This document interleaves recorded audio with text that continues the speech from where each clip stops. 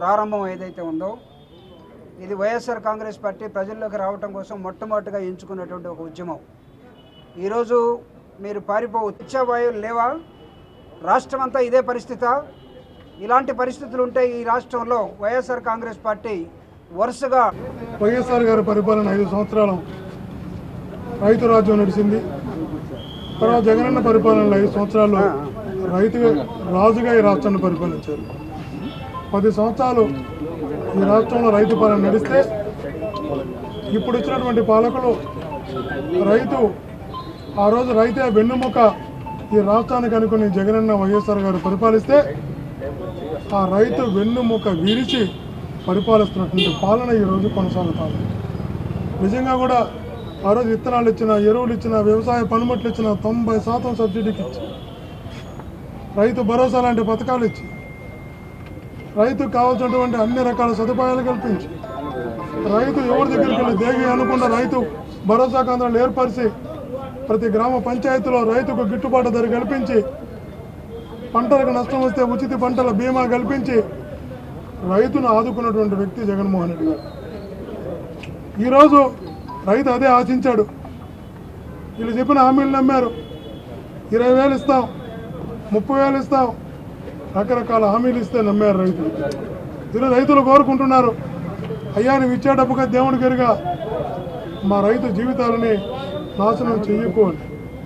ఈరోజు ఆ రైతులకు న్యాయం చేయాలని ఏ ప్రభుత్వం అయితే ఈరోజు రైతులకు వ్యతిరేకంగా వెళుతుందో ఆ ప్రభుత్వాన్ని రైతులంతా కలిసి ప్రశ్నించి నిలదీసి రైతుకు న్యాయం చేసేలా పోరాటం చేయాలి అని వైఎస్ఆర్ కాంగ్రెస్ పార్టీ కలెక్టర్లకు వినతి పత్రాలు ఇవ్వడానికి ఈరోజు సంకల్పించింది.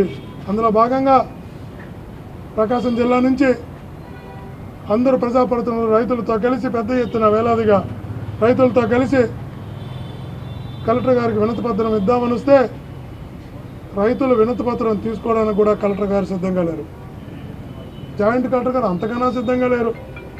ఎందుకంటే ఇది రైతు వ్యతిరేక ప్రభుత్వం కనుక, రైతులంటే ఈ ప్రభుత్వానికి నచ్చదు కనుక అధికారులను కూడా లేకుండా పోయేటటువంటి పరిస్థితి వచ్చింది. ఒక్కసారి ఆలోచించండి, రైతులకి సమస్యలు ఉన్నాయి, ఈ సమస్యల మీద చర్చించండి, ఈ రైతులకి ఈ రకంగా న్యాయం చేయండి అని అడగడానికి వచ్చాం. మేము ఎక్కడ ధర్నా చేయడానికి రాలేదు, నిరసన చెప్పడానికి రాలేదు, ఎక్కడ కూడా మేము ఆందోళన చేయడానికి రాలేదు. కేవలం వచ్చింది రైతులకు ఉన్నటువంటి సమస్యలు ప్రభుత్వం దృష్టి కంటే కలెక్టర్ గారి దృష్టికి తేవడం. కలెక్టర్ గారి దృష్టికి తేవడం అంటే రైతులకు న్యాయం జరగాలని కోరుకోవడం. ఒక రైతులకు న్యాయం జరగాలని కోరుకొని ఒక వినతి పత్రం ఇద్దామని వస్తే శాసనసభ్యులు, మాజీ మంత్రులు, సాక్షాత్తు జడ్పీ చైర్మన్, ఈ జిల్లా ప్రథమ పౌరురాలు అమ్మ ఇక్కడే ఉంది, ఈ జిల్లాకి ప్రథమ పౌరురాలు ఆమె వచ్చింది. ఇంతమంది నాయకులు వచ్చారు, మాజీ మంత్రులు వచ్చారు, ఎమ్మెల్యేలు వచ్చారు, ఎమ్మెల్సీలు వచ్చారు, ఇంతమంది ప్రజాప్రతినిధులు ఈ జిల్లా ప్రథమ పౌరురాలతో కలిసి వస్తే ఆ వినతి పత్రం తీసుకోవడానికి కూడా అధికారులు సిద్ధంగా లేరంటే ప్రభుత్వం నుంచి ఎంత గొప్ప ఆదేశాలకు వచ్చాయో అర్థమవుతుంది. వాళ్ళ ఆదేశాలు రాకపోతే తలా ఒక దిక్కుకి వెళ్ళిపోరు. తలా ఒక దిక్కుకి వెళ్ళిపోయారంటే ఇది రైతు వ్యతిరేక ప్రభుత్వం అని చెప్పేటువంటి సమాచారాన్ని, మెసేజ్ని ఈ రాష్ట్ర ప్రజలకు ఇచ్చారు. ఏదేమైనా కూడా మా నాయకుడు ఆనాడు రాజశేఖర్ గారు, మా ప్రీతమ నాయకుడు ఈనాడు జగన్మోహన్ రెడ్డి గారు రైతే రాజుగా పరిపాలించాడు. మరలా రైతును రాజును చేసేంత వరకు వైఎస్ఆర్ కాంగ్రెస్ పార్టీ రైతులతో కలిసి కంటిన్యూస్గా పోరాటాలు కొనసాగిస్తుంది. రైతు రాజును చేసేంత వరకు మా పోరాటాలు కొనసాగుతాయని కూడా తెలియజేసుకుంటున్నాను. ప్రకాశం జిల్లాలో అందరు ఇన్ఛార్జీలను రైతులను కలిసి రైతుల కోసం అండగా వైఎస్ఆర్ కాంగ్రెస్ పార్టీ నినాదంతో ఈ రాష్ట్రంలో చంద్రబాబు నాయుడు గారు వాళ్ళ కూటమి చేసే రైతులు చేసే అన్యాయాన్ని నిలకట్టడం కోసం గతంలో మా ప్రీతం నాయకులు జగన్మోహన్ వరకు రైతుల కోసం అండగా ఉండి రైతులను రాజు చేసిన మహానాయకుడు జగన్మోహన్ గారు. ఎలక్షన్లప్పుడు ఇచ్చిన హామీలను నెరవేర్చుకుంటూ రైతులందరికీ రైతు భరోసా కూడా ఇచ్చిన మహానాయకుడు జగన్మోహన్ అని చెప్పి సభాముఖంగా తెలియజేస్తున్నా. కానీ ఎలక్షన్ల ముందు చంద్రబాబు నాయుడు గారు రకరకాల హామీలు ఇచ్చారు. ఈ రాష్ట్రంలో రైతులను మోసం చేయడం కోసం, రైతుల కోసం 20,000 రూపాయలు ప్రతి రైతుకి ఇస్తామని చెప్పి కలబోలు మాటలు చెప్పేసి ఎలక్షన్లు అయిపోయిన తర్వాత 7 నెలలు అయినప్పుడు కూడా రైతుల గురించి పట్టించుకునే ఆలోచన లేదు. నీవు చంద్రబాబు నాయుడు గారు ఎలక్షన్ల ముందు ఇచ్చిన హామీల్లో ముఖ్యమైన హామీ రైతులకి 20,000 రూపాయలు కాబట్టి ఈ హామీ నెరవేర్దాం కూడా నెరవేర్చే ఆలోచన లేదా? రైతుల్ని మళ్ళా మోసం చేస్తున్నారా? రైతులు నోట్లో మట్టి కొడుతున్నారా?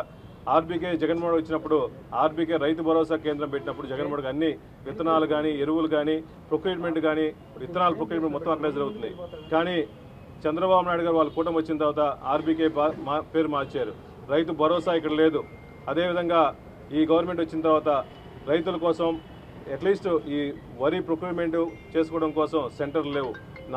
తాత్కాలికంగా 1-2 పెట్టినా కూడా దాంట్లో అసలు సెంటర్లు ఎవరు లేకుండా మొత్తం దళారులు, రైస్ మిల్లర్లు వచ్చేసి ఈ రాష్ట్రంలో రైతులు మొత్తం పూర్తిగా అన్యాయం చేస్తున్నారు. గతంలో మా ప్రభుత్వంలో 1,750 రూపాయలు మూటకుంటే ఇప్పుడు ఆ 1,750 రూపాయలు కాదు 1,300, 1,400 ఇచ్చే పరిస్థితి లేదు. అది కాకుండా వర్షాలు పడుతున్నాయి. ఈ వర్షాలు పడితే నెమ్మి కూడా ఎక్కువ ఉంది. అదేవిధంగా కలర్ మారుతుంది. వీటిలందరికీ భరోసా ఎవరిస్తారు? అట్లీస్ట్ వాటిని కప్పుకోవడానికి కూడా అంతకుముందు మా గవర్నమెంట్లో సబ్సిడీ ఇచ్చి పట్టలు ఇచ్చేవాళ్ళం. ఇప్పుడు సబ్సిడీ లేదు, ఏమీ లేదు. దయచేసి ఈ కూటమి ప్రభుత్వం రైతుల కోసం అండగా ఉండి కనీస మద్దతు ధర ఇవ్వాలని చెప్పి డిమాండ్ చేస్తున్నాం. వైఎస్ఆర్సీపీ తరఫున ఈ విధంగా ర్యాలీకి వచ్చేసి కలెక్టర్ గారు లేరు కాబట్టి డిఆర్ఓ గారికి రిప్రజెంటేషన్ ఇచ్చిపోతుంది. మేము వైఎస్ఆర్ కాంగ్రెస్ పార్టీ తరఫున ఎప్పుడు రైతుల కోసం అండగా ఉండి రైతుల కోసం